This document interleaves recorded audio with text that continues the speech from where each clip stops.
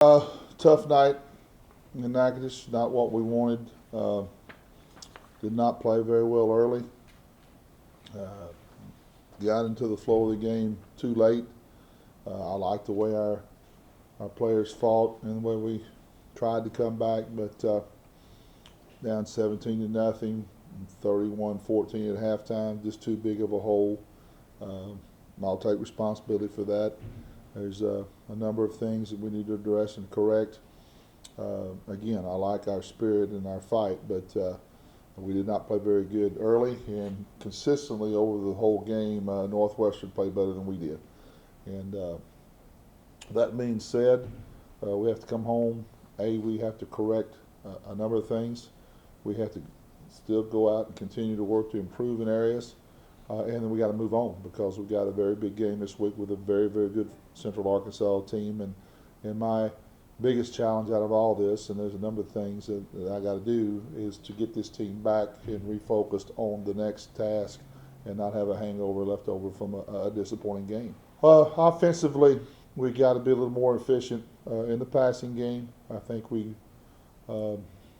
squandered a good rushing night, but we have to make teams pay when they bring so many people up to try to stop the run.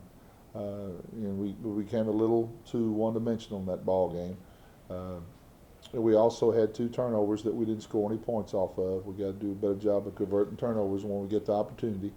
Had a much better offensive night than we did defensively. Defensively, we continue to give up big plays in the passing game. We continue to get too many pass interference calls. We're off the field twice early, except for pass interference penalties, and we're having difficulties stopping the run consistently. And those are areas that I know is there, and we're still getting penalized too much as a team. And just saw steps, saw improvement, did not see the improvement this weekend.